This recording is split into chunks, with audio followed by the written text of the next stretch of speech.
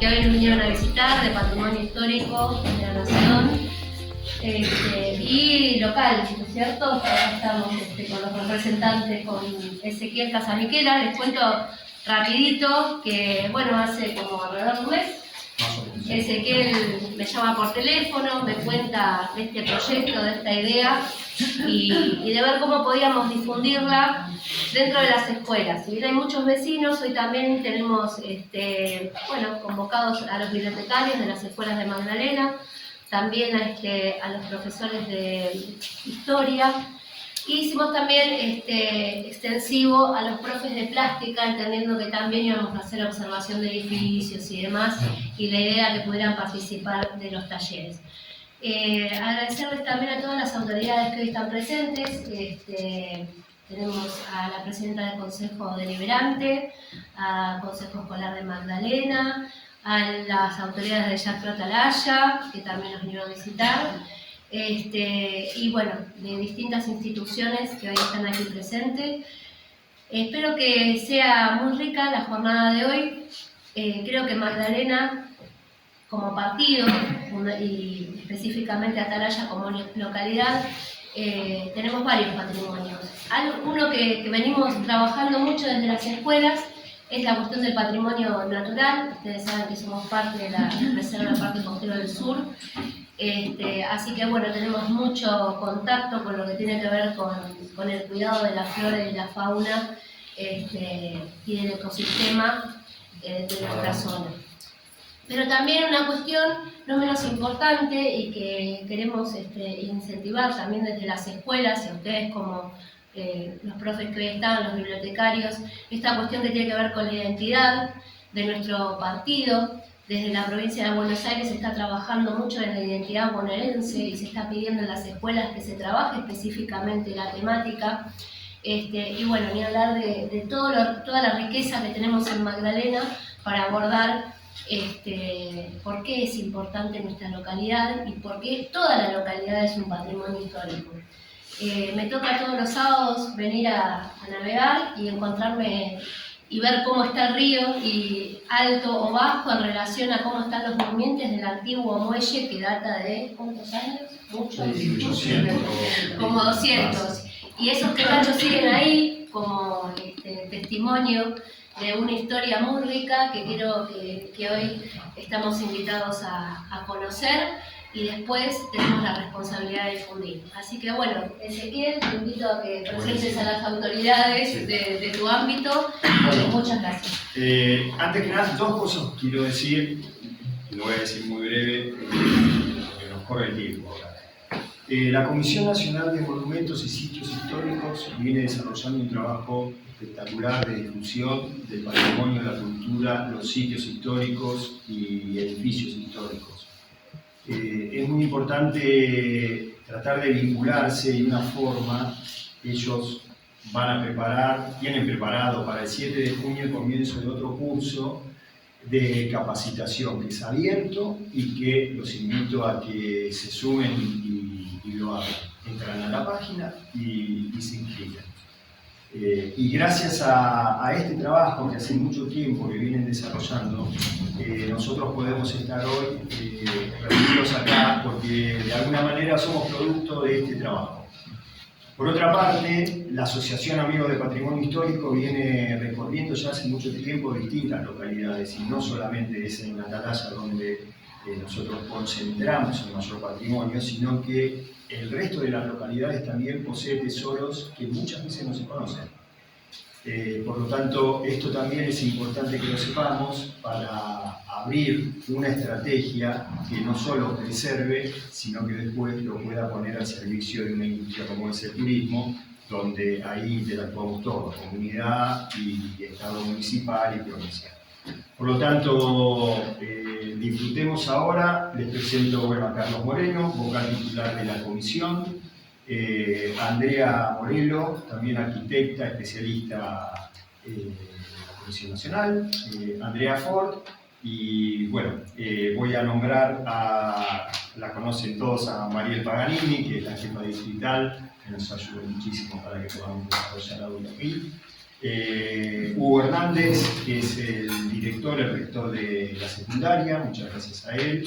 Lo mismo que a Lucila Chagrín, que es la directora de la primaria.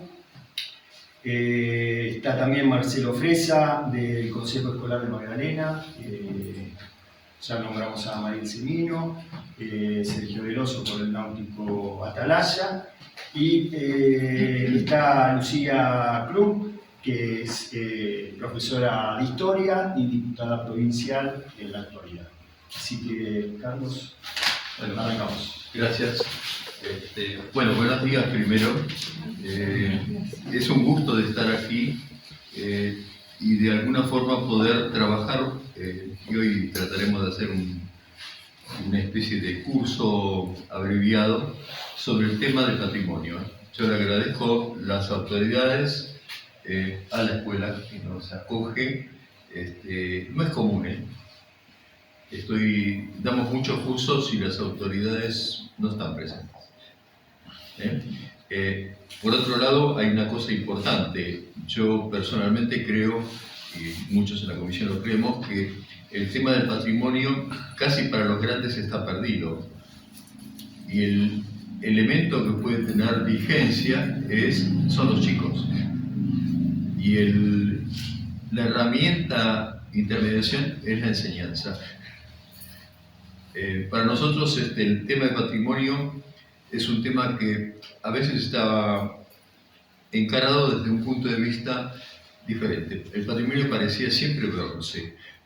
Y nosotros creemos que para el patrimonio, para que sea realmente de todos, no de algunos, necesita fierro y cuero. Aparte del bronce, nadie niega el bronce.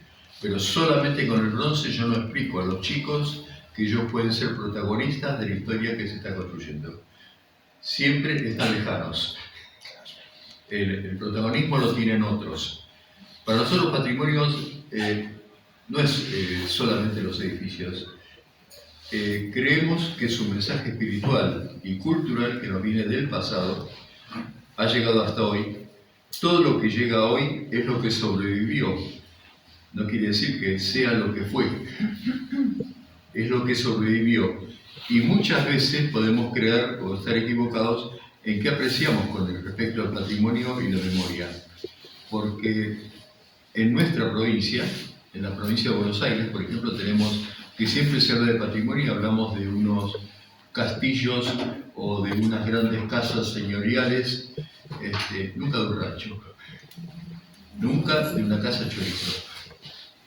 ¿Por qué? Porque para nosotros patrimonio pareciera ser, y creo que es, una bajada de línea. Es igual que explicar la historia de Europa si solamente la explicamos con las catedrales y los castillos. Y no vemos las aldeas, no vemos las ermitas, no vemos todo lo que hubo para que ese castillo pudiera ser. Sin los ranchos, el palacio no existe. Sin embargo, lo borramos. Dejamos la frutilla del postre flotando. Ese concepto de patrimonio es un concepto muy parcial, que parece que el patrimonio valiera en función de lo que alguien lo tasa. Y no que casi todas las cosas, o todas las cosas, son patrimonio si las sé decodificar. Un clavo forjado en una viga me puede explicar la revolución industrial. No me hace falta muchas más cosas, me hace falta poder leerla. Y para poder leerla hace falta educación. El tema de nuestros pueblos es que por ahí Atalaya es uno, pero hay muchos. En la provincia de Buenos Aires hay muchos que fueron intensamente en una época, y esa época las circunstancias se modificaron, y hoy queda en otra forma. El otro día lo estábamos viendo en una charla, Vicente Casares, que tuvo una industria importantísima que fue la Martona. La Martona fundió, el pueblo se fue convirtiendo en un pueblo pintoresco de jubilados. Y nosotros creemos que el patrimonio, que habla del pasado, pero habla del pasado como raíz. ¿Para qué? Para que el árbol que hace falta crecer, el que nos da futuro, tenga base. Especialmente en épocas como las actuales, donde todo es tormenta. Y necesitamos saber que somos como argentinos, como americanos primero, como argentinos, como bonaerenses y como cada uno de los que pertenecen a una localidad, ¿no? Que forman, con esos ladrillos se forma la nación. El tema más grave es no entender todo eso y siempre estar mirando qué reluce. Eso es una bajada de línea cultural. Nos lo bajan los medios, o el turismo toma la cosa, pero no en el verdadero sentido de educación a través del turismo, sino de consumir la cosa. Y consumen las cosas y una vez que están consumidas las tiran. O si no, las recrean al estilo Disney World. Y nosotros tenemos cosas auténticas, no hace falta recrear nada inventado, lo que hay que rescatar es lo nuestro, que es un tema ético, la autenticidad. Si no, podríamos crear cualquier historia. En nuestra historia bonaerense, mi historia nacional, tenemos como dos elementos, como dos íconos, ¿no? El gaucho look y el tango look. Y venden la Argentina como si fuera eso es lo que consume un turista. No el patrimonio que nos sirve a los argentinos para tener identidad, para tener autoestima. Y hay una cosa que es importante: no somos mejores, pero no somos peores, somos lo que somos, y tenemos que a través de eso construir una sociedad. No podemos estar deslumbrados.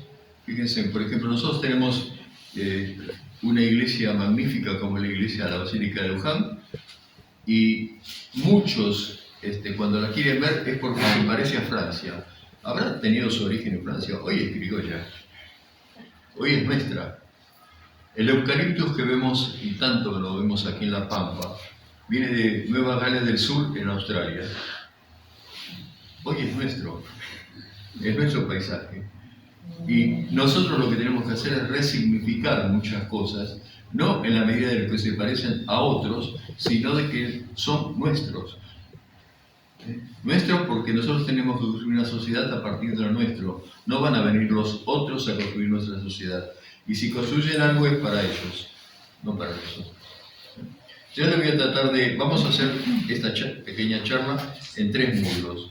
El primero yo les voy a explicar cosas generales de patrimonio, y lo que entendemos y lo relativo de la idea de patrimonio.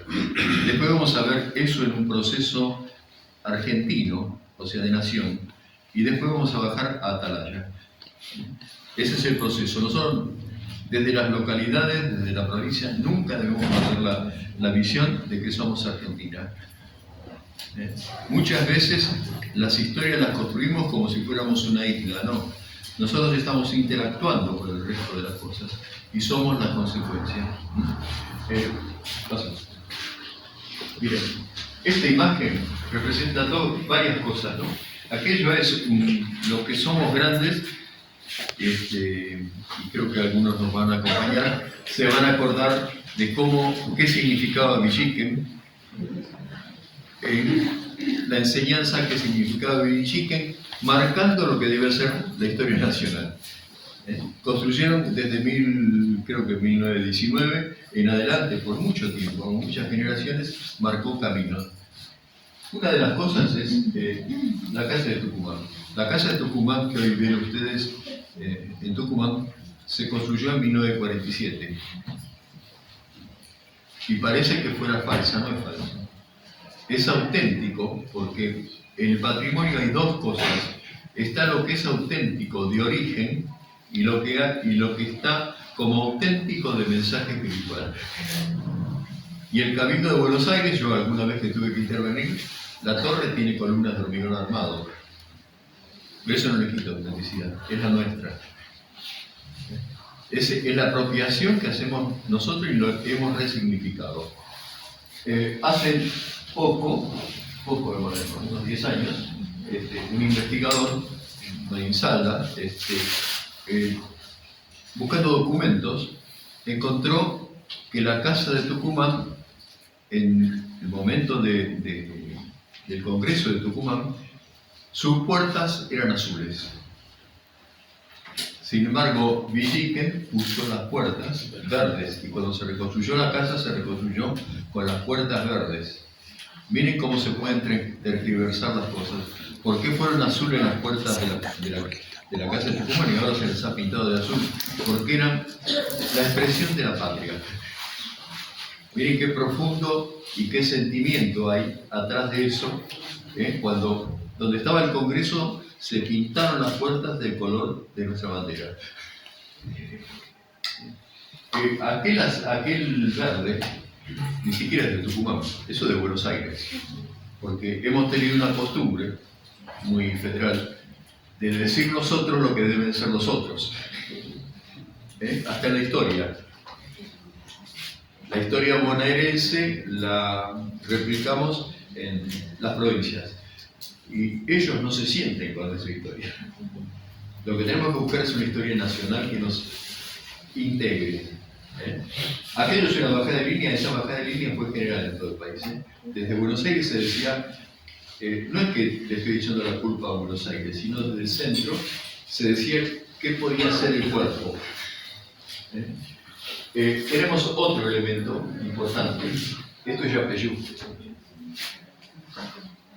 Y aquellas son las ruinas de lo que se dice que fue la casa donde nació San Martín. Históricamente no está muy probado, pero no importa ahora, porque no va a cambiar nada. En 1938 le construyeron un templete, era la época de los templetes. Y el templete es una obra magnífica de arquitectura neocolonial. Pero es un elemento de confusión, porque cuando los chicos van a esta casa, dicen qué casa bárbara que tuvo San Martín. El mensaje está roto, las cosas son iguales. Lo que nosotros tendríamos que explicar es por qué San Martín, con el protagonismo que tuvo a nivel nacional, pudo nacer en una casa humilde en un pueblo allá arriba. Y ahí estaríamos hablando de todos los chicos humildes que también podrían ser protagonistas. Si le mostramos esto, y esto aparte tiene otro mensaje, fíjense, el mensaje de la muerte. Le han puesto las cadenas y los pilares, lo mismo que se ponen las sepulturas. Todo esto son todo interferencias del mensaje que tiene que tener. El mensaje de la muerte es porque en vez de tener un montón de placas de bronce, donde cada institución va a decir que va a visitar el Yapeyú y le pone el presente con una placa de bronce, pero no es para explicar San Martín, es para explicar que ellos estuvieron. Y ahí están tergiversando. Nosotros en la Comisión Nacional prohibimos en algún momento de que se pusiera la placa, no importa, la ponen igual. Es un tema que tenemos, lo tenemos en Tucumán, lo tenemos en varios lugares. Acá haría falta para explicar esto, no tocar nada, sino poner que los guías, que tienen que ser docentes, no guías de turismo, expliquen realmente la historia y que haya elementos para interpretarla. En algunos lugares se están haciendo como centros de interpretación, que es el prólogo del libro, en predisponer para lo que se va a ver y ayudar a entender. Nosotros creemos que muchas veces hemos discutido el tema de los discapacitados y cómo acceden a un monumento. Y si hiciéramos una encuesta, veríamos que los mayores discapacitados son los que no comprenden, no los que por ahí no entienden algunas cosas. Lo que hace falta es capacitar para que todos puedan ver, y los que tienen una discapacidad física, para que lo puedan entender desde su posibilidad. Eso es un derecho democrático, de que todos argentinos podamos gozar espiritualmente de este tipo de cosas. ¿Sí? Miren, el patrimonio tiene un montón de escalas. ¿Y dónde empieza la primera escala? En nosotros. Fíjense en la billetera o en la mesita de luz, si no tenemos algún elemento que para nosotros simboliza esa raíz con la tierra, con el pasado. Y que para el vecino se ríe, no le significa nada. Miren, aquel cuaderno fue una experiencia que a mí me tocó bastante fuerte. Estábamos haciendo un arreglo, una reforma de una casa antigua en Flores, y donde había vivido una maestra. Y cuando estábamos haciendo la reforma había una volqueta donde habían tirado todo, inclusive el cuaderno de la maestra, desde 1895. Esa maestra había conservado eso, la foto donde está con sus amigas, todo durante toda su vida. Cuando murió y la casa se reformó, lo tiraron a la volqueta. A mí me agarró una depre, porque yo digo, todo lo que uno conserva, me digo, ¿a dónde van a ir a parar? ¿Por qué? Porque para nosotros no significó nada. Sin embargo, ese cuaderno puede significar socialmente, si lo pudiéramos explicar. Esa es la primera escala del individuo. Después viene la familia. Esa foto también la encontré, porque uno no tira nada, ¿no? Revisa todo. La encontré también en una volqueta, en otra obra.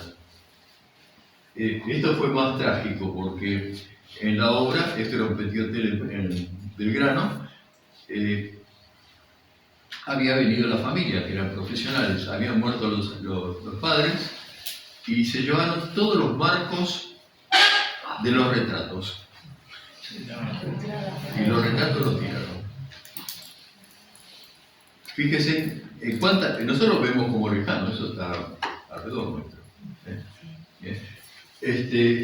Después tenemos otra escala, es una escala que nos viene con las grandes obras, una obra, por ejemplo, la iglesia de la Compañía en Córdoba, esa es la escala social del patrimonio, individual, familiar, social, la de la ciudad, el obelisco que se ha convertido en un símbolo de la ciudad de Buenos Aires, y el patrimonio de la humanidad. Vamos viendo escalas.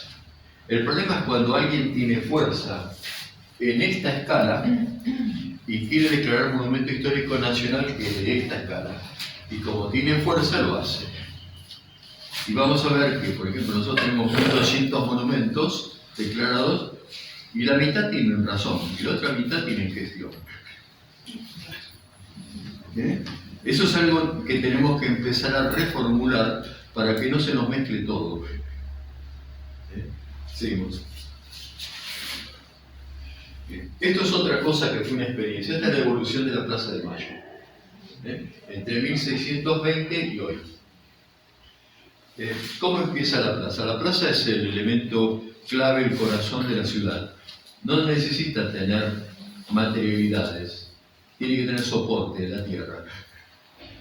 Y nuestra Plaza Mayor, que fue clave de la ciudad de Buenos Aires, se definió cuando se definió Buenos Aires en su fundación. Y allá vamos a ver, por ejemplo, en la plaza, allí el Cabildo, que era un rancho, pero que en algún momento tuvo un techo de tejas. Acá, que no se ve muy clarito, estaba el Palo de la Justicia, que era el elemento donde se administraba la justicia y era la clave de una ciudad. Pasa el tiempo, en 1750 ya se había construido un cabildo, no tenía torre el cabildo, allá estaba la catedral y cada fiesta que hacían la armaban el ruedo para correr las corridas de toros bajo el balcón del cabildo. El cabildo todavía no tiene torre, un elemento significante. En 1910 ya el cabildo tiene torre desde 1756, pero también tiene otro elemento. El cabildo tiene reloj. Y las horas de la ciudad ya no las dan las campanadas de la iglesia, sino que las da el cabildo. ¿Por qué? Porque la sociedad se había secularizado. Y esos son todos los prolegómenos de la Revolución de Mayo. La sociedad se va, de alguna forma, de esa sociedad tradicional, religiosa, se va transformando en otra cosa, de a poco. Acá ya las construcciones son en la línea municipal, mientras que antes las construcciones eran atrás del tapial. Acá tiene, ya es el virreinato, ya tiene pavimento, algunas calles, tiene alumbrado público y desde 1805 se recoge la basura. Y hay serenos. 1878, pasaron muchos años. La plaza en 1856, cuando se hace en Buenos Aires la ley de municipalidades, 54, la ley de municipalidades, lo que fue la municipalidad de Buenos Aires manda a proyectar a Prilidiano Corredón la Plaza de Mayo. ¿Cómo la proyecta? Esa plaza seca, que era para usos desde un alarde militar hasta una corrida de toros, se convierte en una plaza a la francesa. Es la ideología. Y esa plaza a la francesa cambia la actitud con respecto a la gente.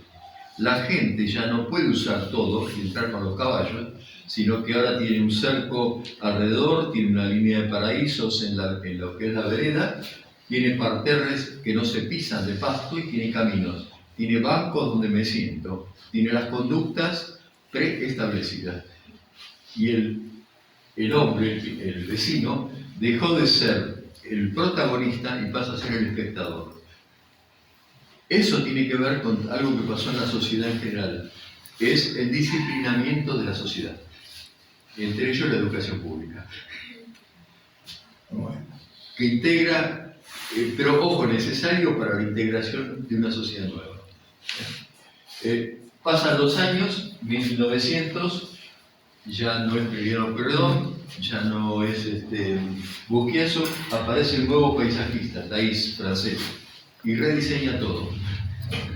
Al Cabildo le cortan una parte para abrir la Avenida de Mayo, allá en la esquina aparece, en lo que ahora es la municipalidad, el primer rascacielos de Buenos Aires, con ascensor y estructura de hierro, 1892. Le aparece la pirámide de Mayo, sigue donde está, y después, unos años después, la cambian de lugar. Hay alumbrado eléctrico, mientras que en hay alumbrado a gas. Ese es un gran cambio. Estamos hoy. ¿Quiénes son los protagonistas de la Plaza de Mayo? Los piquetes, la madre de Plaza de Mayo y el tránsito. Fíjense, en 400 años de historia, ¿qué es el patrimonio acá? Cada generación casi cambió la escena. El patrimonio en la Plaza de Mayo es la relación entre la gente y el lugar, no entre la gente y la escenografía que cambió con cada generación. Nosotros hemos tenido grandes peleas con esto, inclusive una pelea que se hizo hace unos 4 o 5 años, es porque habían puesto una reja dividiendo la plaza. Eso era negar la esencia de la plaza. Fíjense cómo en el patrimonio se puede manejar, la plaza era la misma, tenía una reja. No, la reja me estaba negando la esencia de la plaza, que es la relación entre la gente y el lugar. Fíjense cómo no es materialidades, sino que son temas mucho más profundos conceptuales, ¿no? Hoy la plaza, nosotros inclusive hemos dicho algunas veces, porque cada vez que hay una manifestación viene la municipalidad y levantan las flores de los canteros que ni siquiera le sacan la maceta. La plaza la diseña la gente con los pies. Esa es la realidad. Por más que venga el paisajista, para cuando no hay manifestaciones. Fíjense en lo relativo que son las cosas, ¿no? Seguimos. Acá tenemos un caso que lo hemos trabajado hace muy poco en el destino. Las cosas están unidas con otras cosas y forman sistemas. Eso que hay, y que tanto en la museología lo hemos aprendido, que se saca un objeto y se pone en una vitrina. A ese objeto le sacaron la circunstancia que daba razón de ser. Y se convierte en otra cosa. Muy difícil de entender si uno no está preparado para entender el objeto descontextualizado. Es muy complejo separar las cosas. Aquí en el destino, por ejemplo, hace unos meses vino, acá se ve muy mal, pero vino una propuesta para declarar la casa principal como bien histórico o monumento histórico. Es una casa de 1932-33, de arquitectura moderna, y el destino, los valores nuevos de esa casa. De repente aparece la primera casa, la segunda casa. que está ahí al costado, pero eso de la universidad, humilde, nadie se le ocurrió que puede ser monumento. El conjunto de trabajo, nadie pone las cosas de trabajo. Por ejemplo, las estancias siempre no ponen los galpones ni las aguadas, siempre se pone el casco principal. Y la casa, ubicadas en un parque, un conjunto, una circunstancia tremendamente rica. Nosotros dijimos, y el informe que hemos pasado para la legislatura, es que esto tiene valor como bien histórico si interactúan todas las cosas. Las cosas sueltas no hubieran valido. Las cosas interactuando forman un sistema. Y en la historia y en la memoria, las cosas forman sistema. La Plaza de Mayo sin la gente no tiene razón de ser. ¿Entiendes? O sea, separar o cortar las cosas es sacarlo del sentido. Seguimos. Vamos a empezar con la historia nuestra, la historia nacional. Nosotros la historia nacional creemos que no empezó cuando llegaron los españoles, sino cuando hubo gente. Y gente hubo desde hace 10.000 o 12.000 años, en distintas circunstancias. Aparecen temas como, esto es en el río Pinturas en Chubut, en Águila, es una serie de grabados. Aparece en el río Colorado en Córdoba, una cosa muy, muy interesante, unas pictografías que tienen gente de a caballo. ¿Y saben por qué? Cuando se hicieron, cuando empezaron a ver a los españoles, las primeras cosas. ¿Y qué vieron? Esa gente no veía jinete y caballo, veía una sola cosa. Es algo muy importante en la historia nuestra. Veían, esto es Coctaca, es un monumento histórico nacional, ¿no? El lugar. ¿Qué es Coctaca? Uno pasa de Mahuaca siguiendo y ni lo ve. Coctaca tiene un mensaje tremendo desde el punto de vista del desarrollo tecnológico. Corresponde a pueblos antes de la invasión inca. ¿Qué tienen esos pueblos? Tienen formas de cultivo en terrazas, pero con paredes de piedra que van dividiendo andenes. ¿Para qué son los paneles de piedra? Paneles de piedra aumentan algo así como 2 meses el ciclo de cultivo. ¿Por qué? Porque se calientan con el sol y crean un microclima. ¿Cuándo enseñamos que los indios tienen capacidad de pensar? ¿Me entiendes? O sea, estos monumentos y su razón no es porque tengan las piedras, es porque tienen una razón. Y después, esta es una imagen del padre Pauque, que es muy interesante porque expresa algo nuevo que pasó en todas nuestras fábricas, desde el Chaco hasta el estrecho de Magallanes, que es la cultura ecuestre. El indígena aprende a manejar el caballo y el caballo le cambió la dimensión. Primero, en lo que son los desplazamientos, ya no hay en la carrera para cazar, o sea, en la zona pampeana se corría por etapas hasta cansar al animal y entonces se lo podía cazar. Ya aprenden a manejar el caballo. El caballo trae nueva tecnología, no es el arco y la flecha, es la lanza, que es española, venía de la cultura europea. Sigue con la boleadora, el criollo a la boleadora le agrega una bola, o sea, en vez de 2 bolas son 3 bolas. Y esta cultura significó cambios, por ejemplo, en el rol de la mujer en la tribu. Ya no era la que acarreaba, sino que es el caballo el que acarrea. Y el caballo significó cambios en la alimentación, cambios en cómo se hace la vivienda y los desplazamientos. Y lo que antes eran migraciones, ahora en la guerra se convierte en malón. Simplemente son grandes cambios y la cultura indígena ya no es la misma. Ya incorporó otros elementos culturales que la hicieron distinta, ¿no? Seguimos.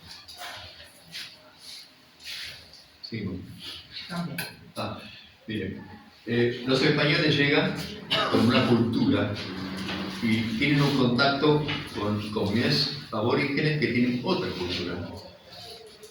Y es un choque de culturas. Al principio se hacen directamente con cambiar chafalonías por alimentos y una serie de cosas. Después, cuando eso tomó una dimensión distinta, se hizo con la guerra, por la fuerza. ¿Qué pasó? Por ejemplo, en Buenos Aires se funda Buenos Aires 1536. Al principio hubo unas relaciones relativas con los indígenas. Después no podía soportar lo que aportaban de alimentos las comunidades indígenas a 1500 soldados que no vinieron a trabajar, sino que vinieron a conquistar. Se producen conflictos, los indígenas migran en la zona del Riachuelo arriba, y los españoles van y tratan de reducirlos, y se produce la matanza, que es lo que da el nombre a la matanza, en esa región. Se funda un fuerte en Buenos Aires, un real, que tiene otra lectura. Este real, este dibujo es de 1599, de Rico Smith, ¿no? Este real, fíjense cómo nos veían los españoles, los europeos en general. Nos veían con anteojos europeos. Por ejemplo, pusieron una casa de 3 pisos con chimenea para calefacción, con tejado. Allá pusieron algunas viviendas indígenas. Esta es la visión que tenían. Y esta es la visión con que todavía nos miran hoy. Hoy nos ven como pintorescos. Y de ahí es construir la identidad argentina, reforzarla. No porque sea mal lo que nos ve el otro, es que yo no me debo dejar ver así. Y no aceptar los códigos del otro así, no mal. Seguimos. Esto es en la historia nuestra. Los españoles traen una idea nueva, que es la idea de propiedad. La comunidad indígena explota con la dimensión social de la tribu. El español viene con la idea de propiedad. La forma de repartir la propiedad era muy pintoresca, venía desde Roma. Cortaban pasto y levantaban tierra y la tiraban al aire delante de los vecinos. Y si nadie decía nada, se consagraba la propiedad. La propiedad se daba por merced real, o sea, el rey era el dueño de la tierra, por conquista, y lo asignaba. Allí lo están asignando. Hay todo un ritual que pasan desde... El rey es el dueño porque conquistó, y le asigna a los súbditos que de alguna forma ayudaron a eso. Y eso hay todo un ritual. Es muy importante porque nosotros lo vemos como que vinieron con... No, hay toda una cosa como conceptual que tenían de que la conquista transfería la propiedad.